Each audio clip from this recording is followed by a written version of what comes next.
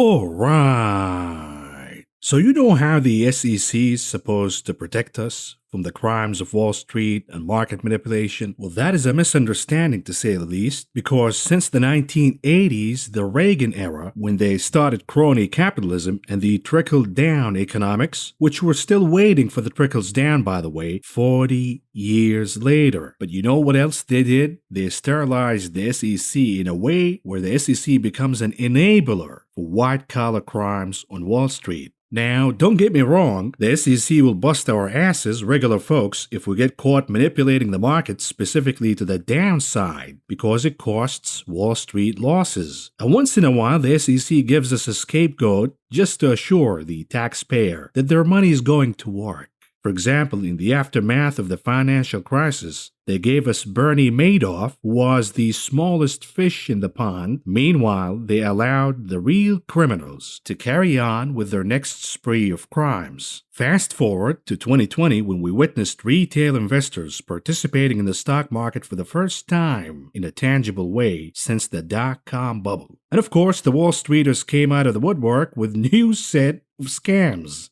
From phony IPOs intended to prey on retail investors, to SPACs, to pumping stocks by using buzzwords like EV, a metaverse, to meaningless stock splits intended to lure retail investors into overhyped and overvalued stocks so the insiders can dump at a higher value, to the options gambling mania, the manipulation where we have certain entities using block orders of call options to pump certain stocks higher via gamma squeeze. Then they dump, leaving retail investors who chased the move higher holding the bag. To crypto scams, to NFT frauds, to analysts manipulating stocks via upgrades and downgrades depending on which type of options their sponsors are holding at the time, etc., etc. Yet the SEC has been asleep all along, allowing this jungle of a market where Wall Street predators prey on retail investors every day. Then we heard the news that Gary Gensler will become the next SEC chair, and honestly, I was optimistic. I thought that he is the new, tough, honest sheriff that we desperately need. Turns out, Gary Gensler is another disappointment, another enabler of Wall Street crimes. The market under Gary Gensler is becoming unbearable, with manipulation via options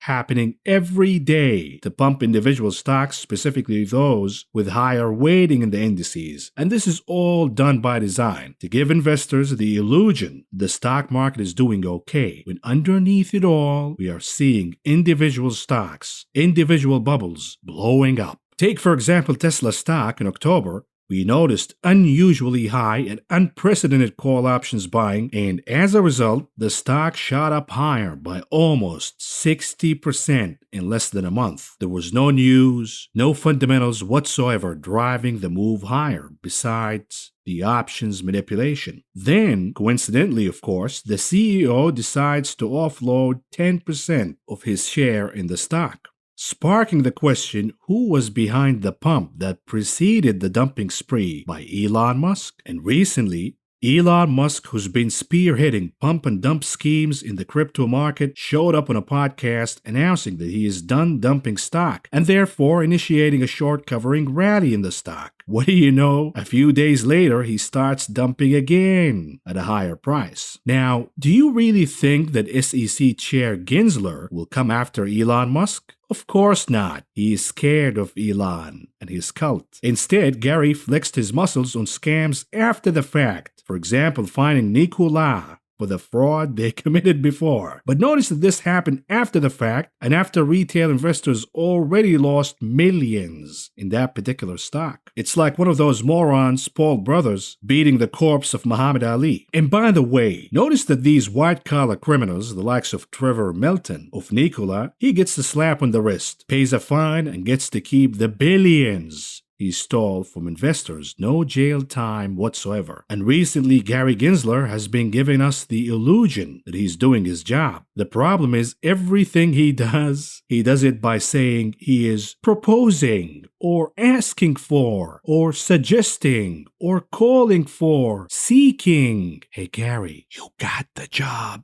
You're the boss now. Stop asking for and start regulating. I mean, can you imagine The police department saying that they're asking for citizens to be aware of crime. They're proposing something about the wave of crime in society. No, we're paying you so you'll bust their criminal asses and lock them up. We're not paying you to ask for and propose and seek. We're paying you to act. And of course, you and I know that sleepy Gary Gensler, who suffers from a severe case of narcolepsy, cannot even stay up for 5 minutes, let alone regulating. Yet this NPR article says Gensler works 26 hours a day, and they have to make it up because it is untrue. You mean he sleeps 23 hours and 59 minutes a day? That would be more accurate. So to beat his narcolepsy, Gary decided to inform us on how bad SPACs are after the fact, after investors already lost their money. Meanwhile, this channel looked for retail investors better than the SEC because I warned you from investing in SPACs. I warned you about SPAC Jesus, Chamath, con artist Manahay Pepia. I warned you from investing in Chinese stocks,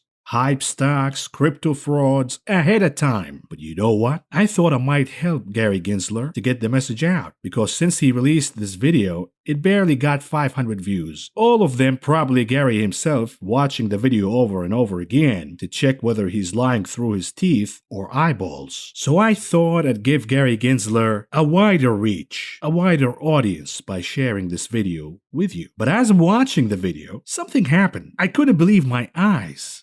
It was absolutely stunning. Take a look. So what in the world is a SPAC anyway?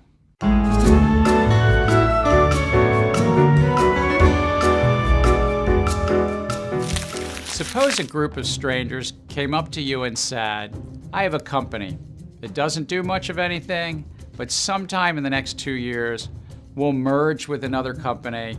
I don't know what that company is yet. Would you invest in the stranger's company? Absolutely not. What if I told you that if the strangers complete a merger, they get to pocket 20% of your investment?